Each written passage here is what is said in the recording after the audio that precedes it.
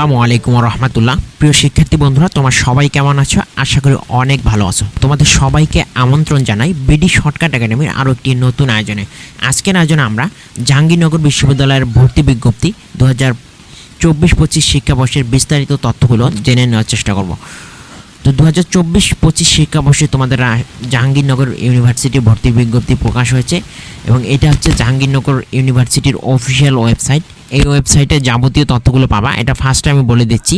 এছাড়াও তোমার যে কোনো বিষয়ে আপডেট জাহাঙ্গীরনগর ইউনিভার্সিটির এই ওয়েবসাইটে কিন্তু জানতে পারবা। তো আবেদনের সময়সীমা ফার্স্টে এই বিষয়টা আমরা দেখি। 1 জানুয়ারি 2025 তারিখ সকাল 10:30 থেকে 21 জানুয়ারি 2025 রাত 11:59 পর্যন্ত। তো উক্ত তারিখের মধ্যে তোমরা যারা এই জাহাঙ্গীরনগর ইউনিভার্সিটিতে পড়ালেখা করতে চাও বা অ্যাডমিশন টেস্ট দিতে চাও, তোমাদের স্বপ্ন রয়েছে, তারা এই তারিখের মধ্যে আবেদন করবা।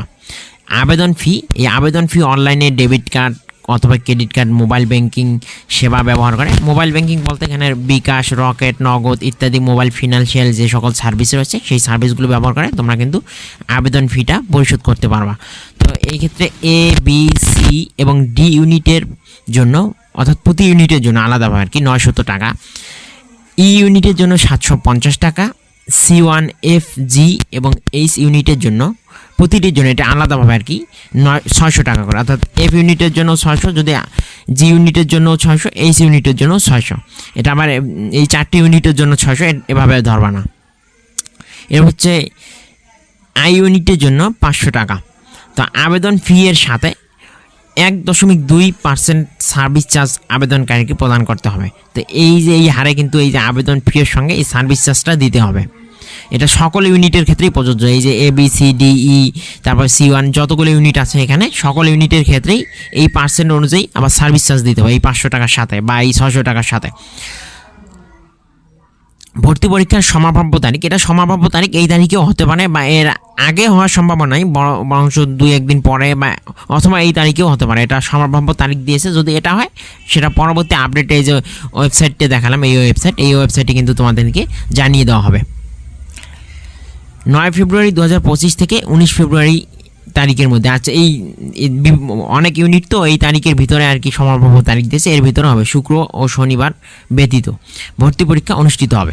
চূড়ান্ত তারিখ ও সময়সূচি পরবর্তীতে এই যে বললাম যেটা ওয়েবসাইটে বা দৈনিক পত্রিকার মাধ্যমে বা বিজ্ঞপ্তির মাধ্যমে জানিয়ে দেওয়া হবে।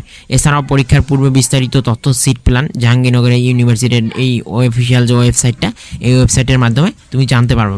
এছাড়াও গুগল ম্যাপের মাধ্যমেও কিন্তু এখানে সকল তথ্যগুলো দিবে।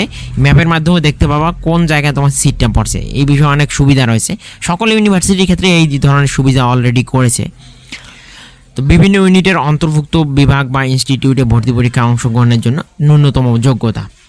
তো এই যোগ্যতার ক্ষেত্রে 2021 সাল বা তার পূর্ববর্তী বছরে মাধ্যমিক বা সমমানের পরীক্ষা এবং 2023 ও 2024 সালে উচ্চ মাধ্যমিক বা সমমান পরীক্ষায় উত্তীর্ণ শিক্ষার্থীরা আবেদন করতে পারবে।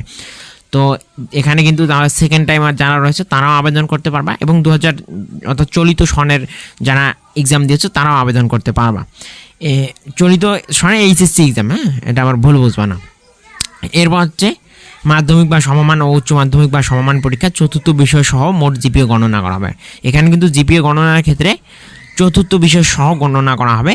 তো এ ইউনিট হচ্ছে গাণিতিক ও পদার্থ বিষয়ক অনুষদ এবং H unit institute of information technology IIT।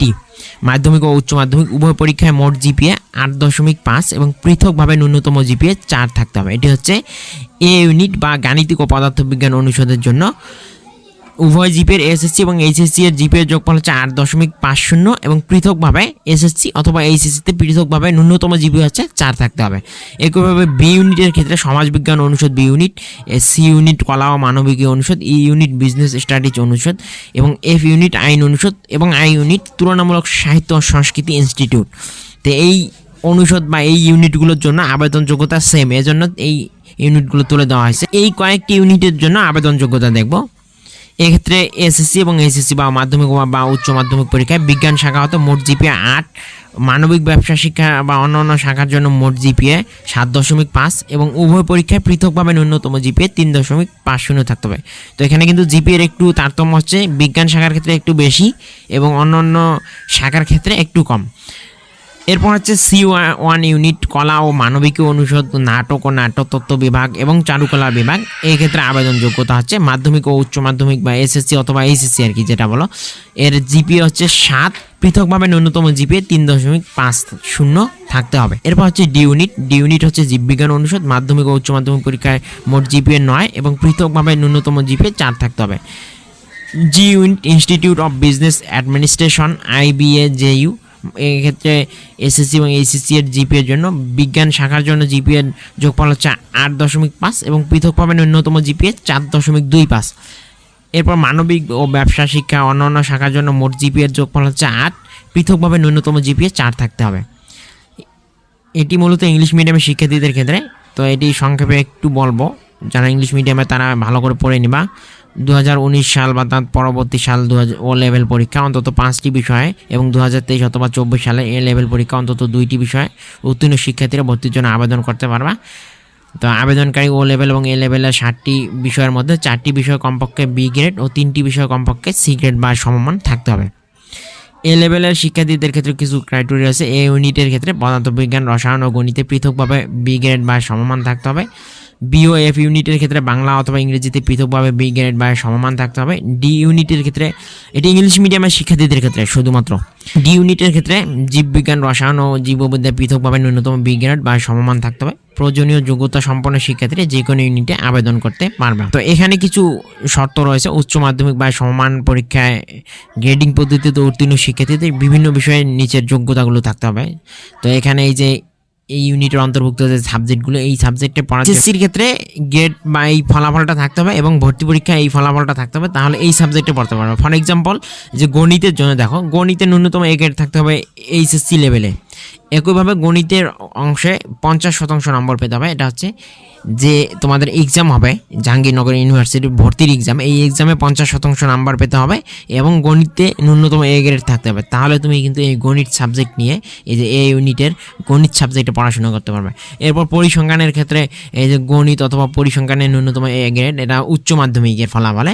এরপর এখানে কিন্তু শর্ত নাই, এটা ভর্তি পরীক্ষার নম্বরের ক্ষেত্রে শর্ত নাই। এরপর রসায়নের ক্ষেত্রে এই যে দেখো, রসায়নের ন্যূনতম এ গ্রেড এইচএসসিতে থাকতে হবে এবং গণিতে A- থাকতে হবে ন্যূনতম ফলাফল। এরপর রসায়ন অংশে ভর্তি পরীক্ষার ফলাফলে রসায়ন অংশে ন্যূনতম 60% নম্বর পেতে হবে, তাহলে তুমি এই রসায়ন সাবজেক্ট নিয়ে পড়তে পারো। আশা করি এই বিষয়গুলো তুমি ক্লিয়ার। তো একটু দেখে নিতে পারো, আমি ভিডিওটি লং করতে চাচ্ছি না, তোমাদের বোরিং ফিল হতে পারে। তো একটু দেখে নিবা, প্রয়োজনে স্ক্রিনশট দিয়ে নেবা কোন সাবজেক্টের জন্য কী কী শর্ত। এরপরে যে বি ইউনিট সমাজবিজ্ঞান অনুষদের ক্ষেত্রে অর্থনীতি সাবজেক্ট, ভূগোল সাবজেক্ট, এগুলো হচ্ছে এই যে কলামটা দেখতে পাচ্ছ, এই কলামে যেগুলো তথ্য দেওয়া আছে এটি হচ্ছে এইচএসসির ফলাফলে থাকতে হবে এবং এই কলামে যে তথ্যগুলো দেখতে পাচ্ছ এটা হচ্ছে ভর্তি পরীক্ষার ফলাফলে।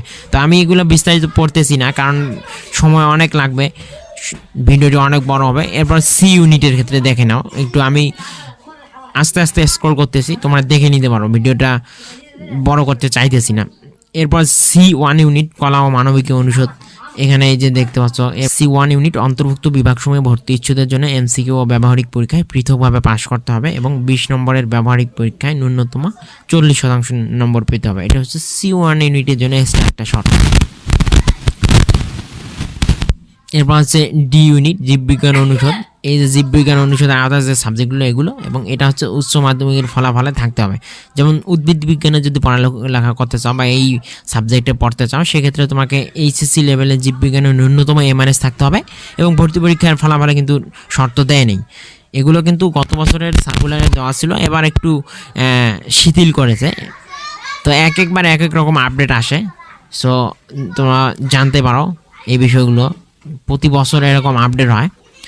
তো এই যে সাবজেক্টগুলো এগুলো হচ্ছে এইচএসসির ফলাফলের গ্রেডগুলো থাকতে হবে এবং ভর্তি পরীক্ষা এই যে দেখো, প্রাণ রসায়ন ও অনুপ্রাণ বিজ্ঞানের সাবজেক্টে যদি পড়াশোনা করতে চাও, এক্ষেত্রে রসায়ন ও জীববিজ্ঞানে পৃথকভাবে A+ থাকতে হবে এবং ভর্তি পরীক্ষার নম্বরের ক্ষেত্রে ভর্তি পরীক্ষার রসায়ন ও জীববিজ্ঞানে পৃথকভাবে ন্যূনতম 50% নম্বর পেতে হবে, তাহলে কিন্তু তুমি এই সাবজেক্ট নিয়ে পড়াশোনা করতে পারবা জাহাঙ্গীরনগর ইউনিভার্সিটিতে। আশা করি এই বিষয়গুলো ক্লিয়ার।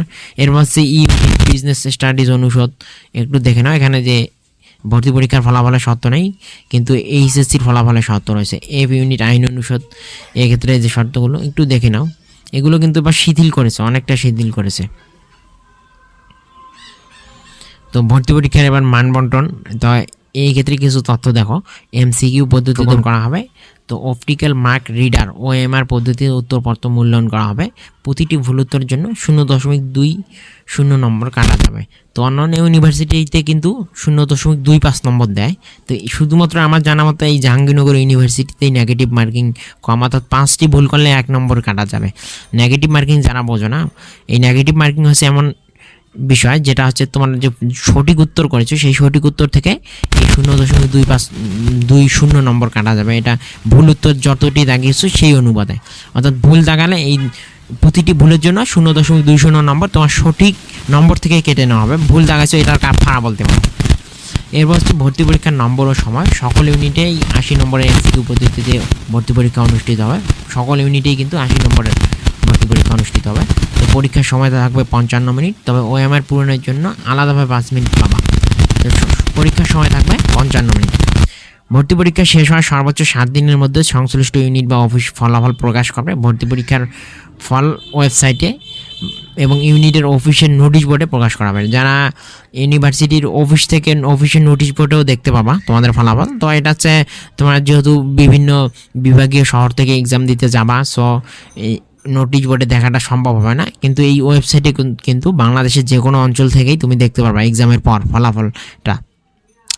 এছাড়াও সংবাদপত্রেও ফল প্রকাশ করা হবে না, কিন্তু এটা বিভিন্ন জায়গায় দেয়। তো আমাদের মতো যারা চ্যানেল রয়েছে, তোমাদের এই চ্যানেলে বা অন্যান্য চ্যানেলগুলোতে কিন্তু জানিয়ে দেওয়া হয় যে ফল প্রকাশ হয়েছে। তোমরা ওই ওয়েবসাইটেই কিন্তু এই তথ্যগুলো জানতে পারবা।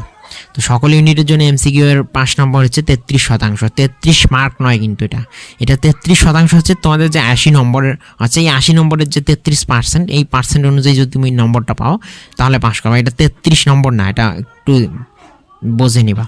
ভর্তি পরীক্ষার উত্তরপত্র, OMR শিট, ভর্তি পরীক্ষার রোল নম্বর ও অন্যান্য ঘরে ইংরেজিতে লিখতে হবে এবং সে অনুযায়ী বৃত্ত ভরাট করতে হবে।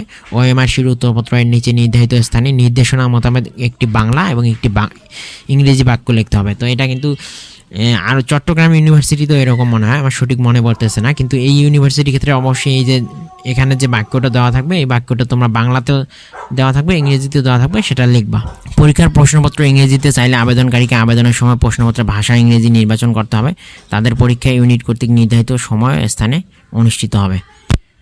তো নির্ধারিত সময় এবং স্থানে কিন্তু অনুষ্ঠিত হবে, অর্থাৎ ইংরেজিতে যারা এক্সাম দিতেছো তাদের ক্ষেত্রে। প্রতিবন্ধী শিক্ষার্থীদের ক্ষেত্রে বিশেষ সহায়তা প্রয়োজন যদি হয় তাহলে সংশ্লিষ্ট ইউনিট প্রধান বরাবর সাদা কাগজে আবেদন করে সম্মতি নিতে হবে, যারা প্রতিবন্ধী শিক্ষার্থী রয়েছে তাদের ক্ষেত্রে। তো বিভিন্ন ইউনিটের ভর্তি পরীক্ষার নম্বর বন্টন। এই ইউনিটের জন্য এটি হচ্ছে গাণিতিক ও পদার্থবিজ্ঞান বিষয়ক অনুষদ, বাংলা 4 নম্বর, ইংরেজি 4, গণিত 24, পদার্থবিজ্ঞান 24 এবং রসায়নের 24 নম্বর। বি ইউনিটের জন্য এটা হচ্ছে মান বন্টন। হ্যাঁ, বি ইউনিটের জন্য বাংলা, ইংরেজি, সাধারণ গণিত, সাধারণ জ্ঞান, যৌক্তিক বিশ্লেষণ। যৌক্তিক বিশ্লেষণ বলতে এটা হচ্ছে IQ। হ্যাঁ, এটা বুঝে নিবে তোমরা। একইভাবে সি ইউনিট একটু দেখে নাও, ভিডিওটা অলরেডি অনেক বড় হয়েছে, আমি বড় করতে চাচ্ছি। C1 ইউনিট একটু দেখে নিতে পারো, প্রয়োজনে স্ক্রিনশট দিয়ে বা ভিডিওটা পজ করে দেখে নিবা, সমস্যা কি। ডি ইউনিটের জন্য এখানেও কিন্তু বুদ্ধিমত্তা বা IQ রয়েছে 4 নম্বর, রসায়নে 24 নম্বর, জীববিজ্ঞান 44 নম্বর। তো জীববিজ্ঞানের ক্ষেত্রে উদ্ভিদ বিজ্ঞান 22, প্রাণীবিদ্যা 22 নম্বর। ইউনিট বিজনেস স্ট্র্যাটেজি অনুষদের যে মানবন্টন একটু দেখে নাও। হ্যাঁ, ভিডিওটা অনেক লম্বা আছে। এই যে এফ ইউনিট, এরপর G unit, S unit, I unit. এটা আই ইউনিট হচ্ছে তুলনামূলক সাহিত্য ও সংস্কৃতি ইনস্টিটিউট।